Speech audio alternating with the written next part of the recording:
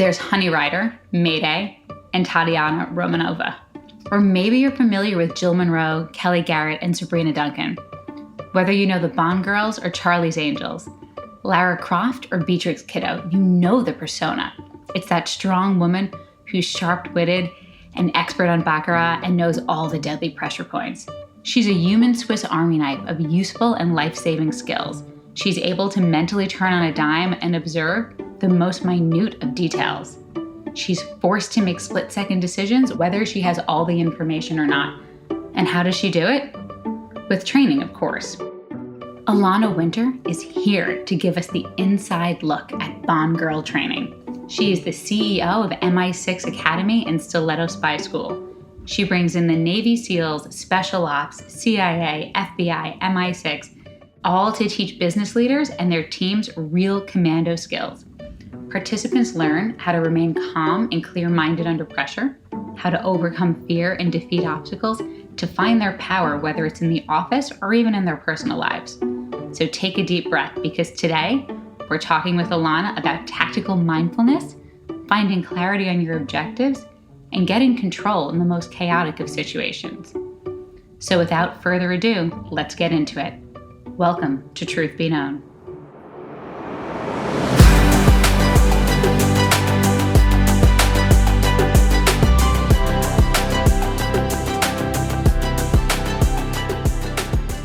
Hi, everybody. Welcome to another episode of Truth Be Known. This should be a lot of fun. We have an incredible guest today. We have Alana Winter. She is a serial entrepreneur, a creative thinker, and she runs MI6 Academy and Stiletto Spy School, which are really interesting organizations. Alana, welcome to the show. Tell us a little bit about yourself.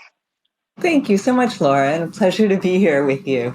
Wow. So about myself, I started as an entrepreneur at a very young age. It was actually the only option I was ever given from the time I was a child. At 4 years old, my father used to ask me, "What kind of business will you open when you grow up, honey?" So it was the only thing I knew. I started out, I graduated college very young. I had a video distribution company back in the days that you would go and rent or buy videos in a physical medium. Like, what a throwback that is. So I did that for a really long time. I had a variety of business incidences that came up that ended that business, not let alone that the whole industry was changing. And then went through and started Stiletto Spy School and MI6 Academy, and also started the executive coaching that I do and facilitating for leadership teams based on all of that background. So that's where I'm at today. And I've gotten to learn a little bit more about MI6 Academy and Stiletto Spy School. Can you tell our listeners what MI6 Academy is, how you build your programs, the people that get involved with that? So maybe some of you out there have gone to see a James Bond or a Jason Bourne movie, or even Charlie's Angels or the Avengers, whatever your favorite flavor is, and you have watched these characters. You've watched either James Bond or the Bond Girls or some of the cool, powerful female leads like Angelina Jolie or Uma Thurman, and you've been like, in your mind, in your fantasy, you are just like them, and you know all of those skills, and you can walk into a room, read the room, knock out the bad guys with your bare hands, play the perfect hand of poker at the table, jump in the getaway car and drive it and go spin skids in 180s and like get through everything, right? Go knife fighting, ski double diamonds. You can do all these things. And then you come back to real life and you're like, actually, I can't so much, but man, I would love to. But where do they go to get to learn all that? Like, where is the James Bond Academy? Like, what kind of school do they go to? So I used to watch those movies, and growing up, I was a little girl who wore a white dress, Lauren. I sat on my bicycle because I didn't want to skin my knees. I never learned how to ride a bicycle. I never learned how to roller skate. I was like the furthest from that girl possible.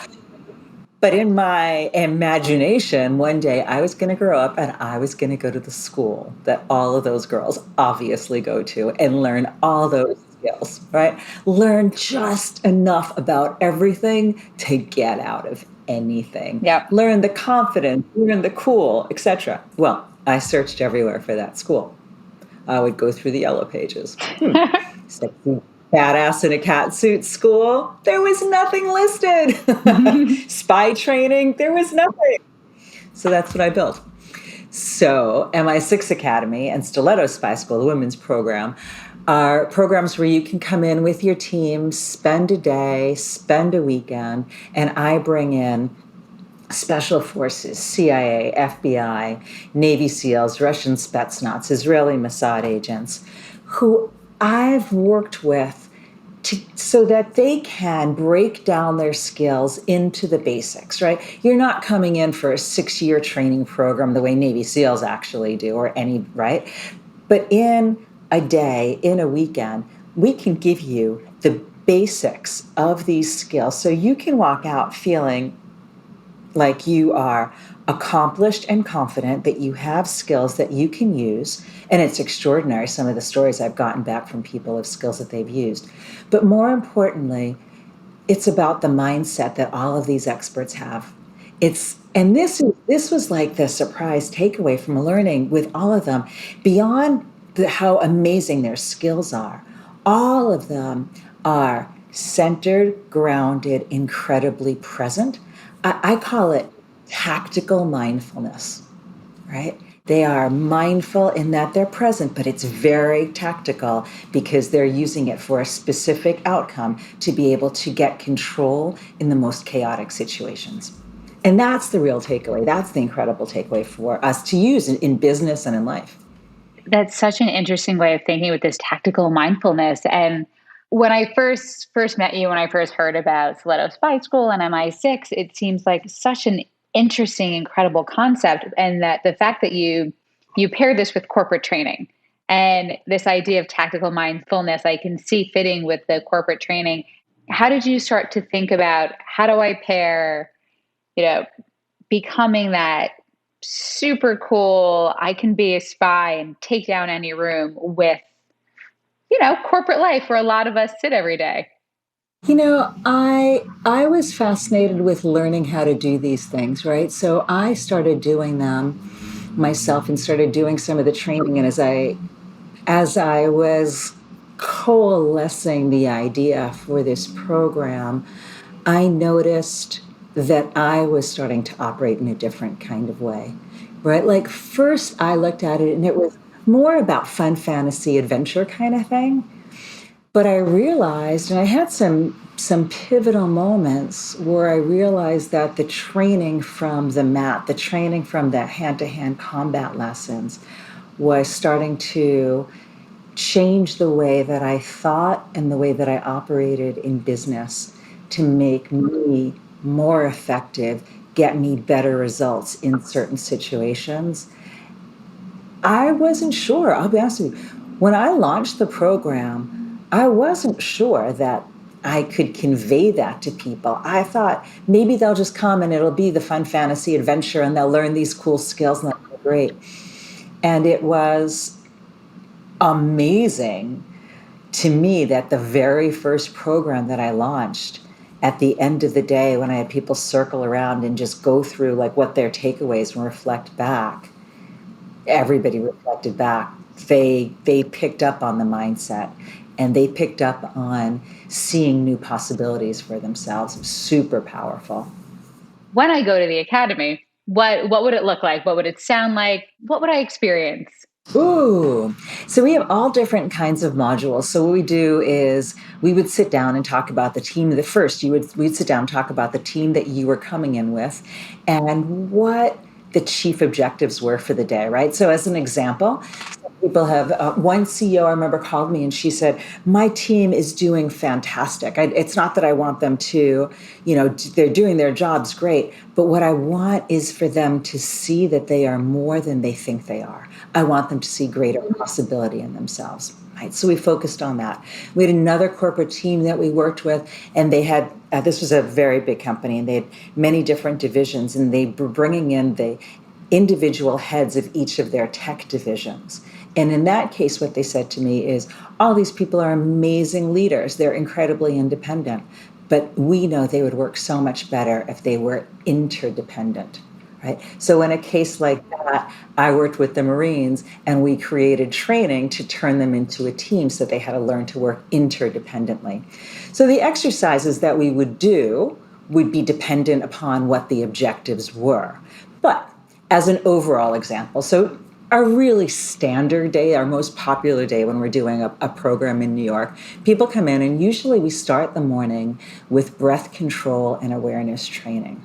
And I had to have my Russian military guys had to convince me that breath control would be an exciting module because I thought everybody knows how to breathe. No, we don't. We hold our breath all the time. But these guys are incredible at learning. They use their breath to control their psychology and their physiology.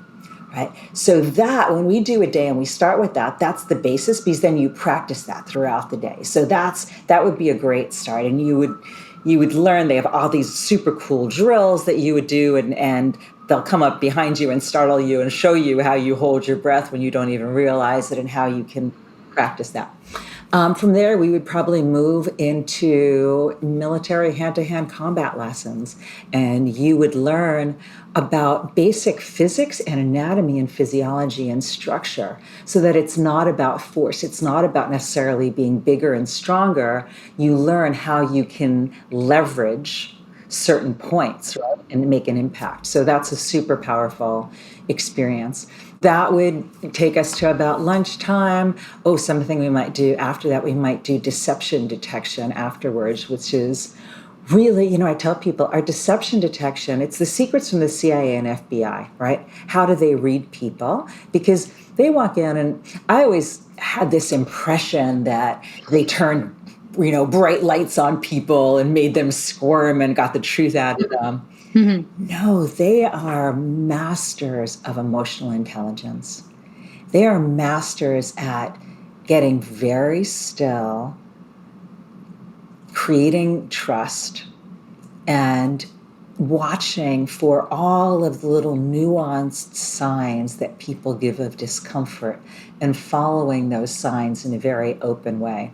So our deception detection class is really, it's a communications class that is super useful. Chances are you're not going to become an FBI interrogator, but you have conversation with other humans all the time and learning how to read them is very useful. So that's a really fun program. And then after that, depending if we might do poker lessons, if it was a women's group, if it was Stiletto Spy School, we might have some of our burlesque stars come in and do a class on confidence and charisma or something a little bit more R-rated or further, depending on the day. So those are some of our friends. If we were doing a day program, those are some of the most popular things for a day. That sounds like a ton of fun, but also really, really interesting. And it's the themes that I keep hearing are and you said this earlier, was the mindfulness. And it's the tactical mindfulness, which I'm going to keep using that phrase more and more now. And there's this bit of analysis that sounds like it keeps happening, whether it's, I would love to learn hand-to-hand combat. It would help me, with everyone's fantasy of one day being a spy or an assassin and knowing how to do all of the things without any of the actual killing people, the concept behind it. And being able to do that. And you said it really well. It's not about being the biggest, strongest person. It's about knowing what's the physical anatomy? What are the leverage points? And it's the same thing. It sounds like the same thing for your deception detection. It's how do you pick up on those data points? How do you know those few things? You don't need to know everything. You need to know those few right things to get you out of any situation. Yeah, that's so it, Lauren, you're right. And you need to be able to discern which of those data points to pay attention to, right? And you need to also have a really clear clear vision that you're seeing that data with, so that you're sure you're seeing what's actually there. You're not projecting what you want to be there, what you want to believe, or what you don't want to see. And I can imagine this will help your participants become better decision makers, become better analysts during all of this as well. Yeah, it definitely helps them become better decision makers, because one of the concepts of spy school, and I break down for people, at the beginning of the day, I will give a group a talk about sort of the overarching principles of spy school, right? And so first it's about learning to get completely present and see what's there, then making sense of what you see, then getting very clear on what your intention is, what your true objectives are, focusing all of your energy in on those objectives and committing to action and following through. So that's a framework certainly that you apply to decision making as well. And you learn it. The fun thing at Spy School is that you're participating in all these activities, so it's a visceral experience. Mm-hmm. So it's not just learning something intellectually, learning these concepts. They become very real to you. Absolutely. And it sounds like it's this sort of mind body connection that's just implanting these lessons on the participants more than you could ever get from reading concepts in a book. That's how we learn best. What do you think some of the biggest takeaways that some of the people that have gone through the corporate trainings have walked away with? Well, gosh, I mean, I've gotten so many letters in from people. I've gotten, tons of letters where people tell me that the next day they go back to work, and that the breath control that they are using, that to calm themselves in difficult situations, they're using that immediately the next day. I had one guy that wrote to me and said he used that breath control. He was in a terrible bike accident and was by himself and had to get back to his car and drive himself to the hospital. And he used that breath training to control his physiology. And the doctors were amazed that he was alive when he got there. And he told them about the breathing he'd been doing, and they said that saved his life. That's amazing. So those are, actual, on a physical kind of thing. In terms of business takeaways, I mean, I think, gosh, I can share a story with you of how I used it, if you'd like. Yes. So when I was first starting the training for this, and I talked about lessons from the mat, so I was alluding to earlier, I had a business before this. I was in a video distribution business, and I had taken in a business partner, was running the business. And one of the things when you're doing the hand-to-hand combat, for example, you learn to, in paying attention to your surroundings, you learn also not to minimize things and not to blow things out of proportion, right? To sort of see things as they are. So the way that you do that, again, getting very present and looking for the small data points. What are the changes in someone's tone of voice, in someone's pitch, right? These are signs that someone is uncomfortable and that something is out of the ordinary. And one of the key takeaways from Spy School is that you learn in that what's out of the ordinary is either where threats or opportunities lie. So you pay a lot of attention to anything that's out of the ordinary. So my business partner managed all of the day-to-day operations, and we would see each other. We would have a meeting like once a month or so. And I called my business partner to set up that meeting. Mm-hmm. And I noticed in my business partner's tone of voice, his tone of voice was slightly different. His pitch was slightly different. The cadence of his speech was slightly different. Had I not had the training, right, that I was starting to undergo, the hand-to-hand combat training, the other modules we put in high school, I would have completely missed those data points, Lauren. They would have just gone right over my head. I would have just not paid attention to them. But because of the kind of training I was undergoing, it really struck me. That's very unusual. I've known him for a dozen years. That's not what he typically sounds like. And that's not what he sounds like when we're discussing something as simple as setting up our meeting. So I got on the phone, and I then the next thing that you do is you go, okay, I have one data point that something's out of the ordinary. Now I need to get more information. I need to get more data. So I went in and I started downloading all of the company records and going through all of the company records. And as I did that, I found the trail of embezzlement. That is insane. Yeah, Huh. yeah. And again, I would have completely missed it. And just from a something sounds off and feels off, and now I know something is wrong, and I have to dig in and investigate. Yep, something is off in his tone of voice. And that was the key for everything. That must have been such a hard thing to have to go through. So it's so interesting. Yeah, I've been in business for a long time, and as some of the listeners out there, if they've run businesses, will unfortunately know some unpleasant things happen when you've been in business long enough. It's just the way it is, right? So I'd had other instances where I'd had employee theft, I'd had a bookkeeper embezzle, I've like a lot of crap that I've had to deal with, as is just part of running a business. Mm-hmm. In the past, before I did this training, every time that happened, it was so hard emotionally and psychologically, and I was upset, and I mean, I was crying, yelling at people. This time, I have to say, it is so interesting. Think about special ops, right? Mm-hmm. Think about Navy SEALs on a mission and they find an IED in the road. Do Navy SEALs ever start to cry and scream and say, another IED, I can't believe this is happening to me. Why are they doing this? No, they just flipping deal with it, right? They're just like, oh, okay. They're Yeah. just like, get to business. We're under attack. What are our options? What's the route? Let's go. Yep. And this time, after having this training, that is exactly how I approached this. It was night and day from the other experiences where I got upset and cried and yelled. This time it's like, oh, okay, I'm under attack. Let me assess the damage. Let me see what my options are. Let's get to business. Let's get to work. And there was, yeah, and it didn't have the emotional weight.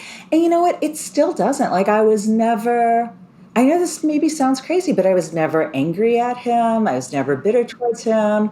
He made some bad choices based on stuff that was going on in his life. That mess had to be cleaned up, and it was.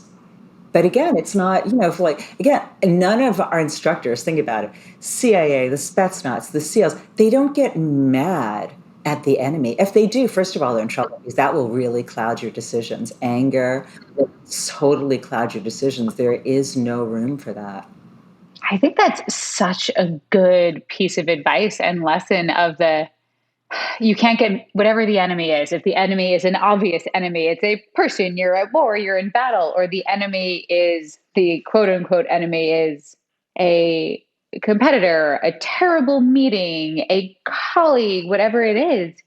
You can't get angry at whoever that enemy is or whatever it is. It's going to make you worse. It will make your decision worse. It will make your path to success worse versus this is the scenario, this is the situation. Now, how do I reach the best conclusion? How do I make the best decision possible versus I'm going to spiral and just be upset? 100%. I mean, even what's happened with us lately, right? The enemy is coronavirus and the pandemic, or the enemy is the economy, right? That's just not going to get you very far. It's being able to stay calm, see the situation as it is, and lay out what the alternatives are and pick a path of action. And as you pick a path of action and you act, you will get more information. We won't have all of the knowledge ahead of time, right? We often have to operate under imperfect conditions with imperfect knowledge. But every step we take, if we are open and paying attention, every step we take, we're getting more feedback, and then keep adjusting our decisions based on the feedback we're getting. What advice do you have for people who are trying to make decisions without having all of the data, without having all of the information? And how should we approach it? Well, I think it's just realizing that we'll never have all the data. and we'll never have all the information, right? So we look at what we know, really sit, always take a second, always take a moment. And this was another big lesson from spy school, right? Like even the emergency response teams are like, you always have a moment to step back and ascertain what's in front of you. So taking that moment, gather everything, make your best guess based on what you have. And know that with every action you take, there will be feedback, right? So constantly monitor and recalibrate based on the feedback. Don't fall in love with the outcome that you desire to have, because that's when we start to ignore stuff. That makes a ton of sense. And it's a good lesson for everybody. What's the most difficult decision you've had to make?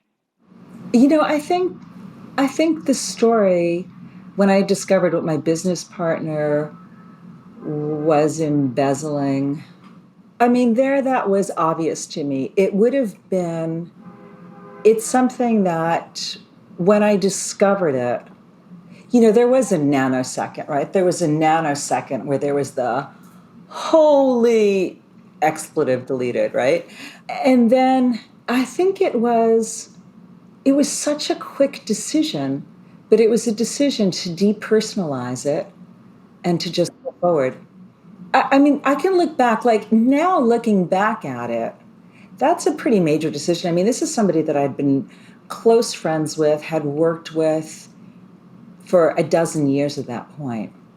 But I think that what I've taken from that, intention and what you want to have happen and sort of what the values are and the guiding North Star. So my values there were A, getting restitution, being made whole. Also, I do believe that when people do things and get away with them, I had a bookkeeper that embezzled also, and I had to really decide, and that was also somebody that I was very close with. And, she had really become like part of the family, but she embezzled and almost took my company under and would have destroyed the jobs and lives of everybody else that worked there. And so I had to decide whether to prosecute her or not. And what I used to make that decision was looking at, okay, if I don't prosecute her, who else will she do this to? What other small businesses will she take down? Who else's life will she affect? And even, and it sounds funny because the truth is, if you run a business, having to prosecute somebody takes an incredible amount of time and energy, right? It's like, we think that, oh, it should be really easy. They stole. Here, I've got all the evidence. I have the embezzled checks with my signature forged. But no, it takes a lot of time and energy. But I knew that that's what I had to do because it was the right thing to do. I could easily see people going through the same experience and just having trouble getting back up from it versus, to your point, this is what it is, and how do I approach this in a way where bad actions and decisions by others doesn't take you down with it. Somebody told me something once, and they said, if somebody steals from you, they steal from you once. If you let it affect your life, every day that you ruminate on it, every day that you have a bad day because of it, you let them steal from you again and again and again. They made a decision to steal from you once, but you decide how many times if you let them keep stealing from you. That is such a great piece of advice and mindset for everyone to really think about. And it's bad things happen to everybody. It is up to us how we deal with it. Yeah, and it's not a Pollyanna. This is not just be positive and brush over everything. Like stuff happens and it hurts and it sucks. It just let it if you let yourself become bitter, right? A lot of business owners have been stolen from and become bitter and lose trust in people. And you just think about, how is that going to affect my life? Is that how I want to live day to day? It's interesting. Do you think some of what you've learned from MI6 Academy, Stiletto Spy School, that has given you a lot of the fortitude for this? And do you think some of that I guess, fortitude or resilience are things that are taught through some of the corporate training and work that you do?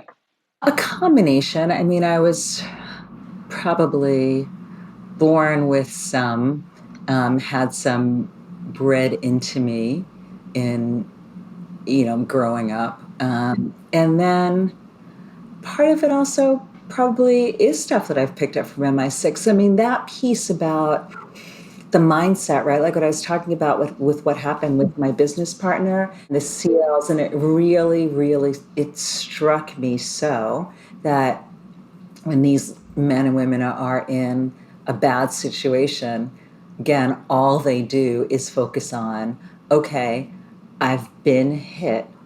Hmm. What are my options? Hmm. Right? There's never dwelling in, oh my God, I've been hit. I can't believe this happened because they would just die. Right? Yep. As soon as I deal with the situation, I triage the situation, then maybe I'll go and cry in the bathtub. But right now, we need triage right now. And it's not, don't deal with it. It's not put it in that box and sail that box away because that's a freaking deadly approach. Like that will bite you in the butt. Box, open it, deal with it, but not in the moment. It's knowing, right? That's a discernment thing, is knowing when you can deal with whatever stress and feelings and all that kind of stuff, knowing that you have to, Mhm. but knowing when something just needs to be dealt with right now is a very important piece of discernment. What's been your favorite part of getting involved in this kind of work with MI6 Academy, with corporate training? What have you enjoyed the most? Wow, the instructors that I get to work with are such amazing humans. I can't even tell you. I didn't have any real exposure to military growing up. I didn't have that in my family. And so when I started to work with all of these, and for the most part, they're former. There are a few that are still active, but for the most part, they're not.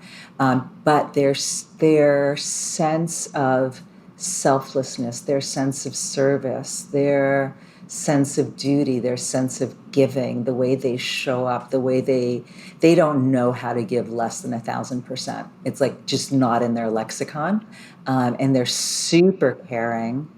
It's just blowing me away. What is your least favorite part about all the work you do? Oh, the admin stuff, answering emails. That's the only part I don't like. I hate that stuff, but everything else about it, man. I mean, truly, the people I work with, my instructors, are amazing. The people that come through the spy school programs, it's so much fun to come through in the morning. And oh, what you were asking me about what a typical day would be like. One thing we didn't talk about. This is really fun. I tell everybody they have to come up with a spy name. So, and the spy name, and we have fun with what their spy name is. But what the spy name is about, it's stepping out of your identity. And we all have an identity, and we all have rules around what kind of person I am. I'm a nice person, hand to hand combat. I would never hit somebody, right? We all have all these rules about it. And so, what I tell people when they come in spy school and they develop their spy name, their spy persona, all the rules go out the window, right? Like, I know you're a very nice person. Be nice at lunch because right now you're learning how to really hit somebody. and and watching and how some people embrace that, how some people have kind of a hard time. Everybody gets around to it, but it's really fun watching that journey. And then at the end of the day, and so one of the rules at Spy School is you have to call people. I don't care if you've come in with your mom, with your coworker you've been with Hmm. for a decade, how well you know them. You have to call people by their spy name for the day, their agent name, we call it, right? You have to call people by their agent name because they have to really step into that identity. And it's so fun when all of a sudden, so what would your agent name be, Lauren? I don't know. I was trying to think about this as you were talking, and I just had a bunch of Bond girl names pop into my head. I was like, nope, none of them work. None of them work. Um, how do you help people pick spy names? I want to have one. Oh, so we'll ask them often about a hobby that they have. Like somebody loves baking, they might be Agent Cookie or Agent Chip, right? And then we build on that too as to what their spy specialties are, the ways that they might have to, if they had to do away with someone, what would they do, right? Would they, if they were a baker, would they make a cake that had some poison icing, or the decorations or etc. So those are some of the ways we help people come up with their spy names. Okay, I love rock climbing, and it is my favorite thing to go do. So I think I need like Asian climber or something like that. All right. All right, Agent Climber. So what happens, what's so interesting is as soon as you call people by that name, everybody gets a grin on their face. Everybody. Yeah. And we've done programs, right? We do corporate programs. We've done programs also for schools, other organizations. I've had kids come through the program too, and we've adapted it for Yep. kids. Kids get a grin on their face. Yep. 65-year-old executives get a grin on their face. Everybody, right? Because suddenly it's like permission to be somebody else. Yep. So that is such a fun part of the day, right? So yeah, I mean, my day is like getting to run this stuff between the instructors I work with, having so much fun with people, getting to see people step into possibilities and different ideas about themselves and learn skills and get these incredible aha moments. That was the best job in the world. Awesome. That is awesome, and giving people that the ability to have those aha moments and the ability to get better clarity, to figure out how to recover from things faster. And I remember something you said in one of the times you and I have chatted in the past was helping people listen without judgment, where it is you can just sort of sit and listen, which will just also make us better professionals if you can learn to listen without judgment. Well, so that's the beauty in the deception detection program, right? Because if you have judgment, that means you are second guessing what's being said, which means you are missing what the information that's coming in, right? Because if you're judging, you can't be present, curious, and open and judging at the same time. You choose which mindset you want, right? And to listen in a conversation to another person, to listen to your marketplace if you're seeing what's going on around you, right? If you have judgment, you have prejudice, you're filtering out valuable information. I feel like I can talk to you about this forever because I also secretly want to become a spy, but I don't know if everyone wants to hear me talk about becoming a spy. My bet is a lot of people who are listening out there want to become a spy also. It seems like the coolest job in the world. I'm going to travel all over the place. I have all of these. It's like the closest you can be to having superpowers. And it's The truth though, the truth is actually being a spy is outstandingly boring. It's not like in the movies. They often have desk jobs, and one of the key things to being a successful spy is not standing out in any way, shape, or form, being incredibly bland so that you just blend in everywhere. It's incredibly boring. But in our fantasy, it's amazing. this has been amazing and a pleasure. Okay, I have a series of questions that are quick decision questions. You ready? I'm ready. All right. What is one talent or skill that you have that's not on your resume? Cooking. And they're really surprising people. I'm great in the kitchen. I love to cook and entertain. And yeah, people are surprised by that. I like that. So you have an insanely high pain tolerance and you make a great dinner. Yeah. Yeah. Good to know. If you weren't doing this, what would you be doing? I think I would be a TV talk show host. Yeah, I would have just fascinating people and I get to talk to them all day. That would be awesome. I could see you doing that. What is your favorite book or podcast or TV show that you've been binging lately? I have to confess, I don't really watch TV. I have so many books that are sitting around. One of my favorite books, actually, I've been thinking about a ton lately, is The Four Agreements by Don Miguel Ruiz. And I'm super excited. I'm going up to see a program he's doing at Omega in September. So it's been on my mind a lot lately. Do you have a favorite quote or saying that you use? Mm. Uh, I talk a lot about self-awareness, and I have many, but one of my favorites Mhm. is by Jung, and it is until we make the unconscious conscious, we are ruled by it and call it fate. Right? So that's about really looking inside to understand all of our unconscious motivations and drivers and thought patterns and beliefs Mhm. so that we can then have optionality over them. And a final question. What is the top piece of advice you would give to the younger version of yourself? um, huh.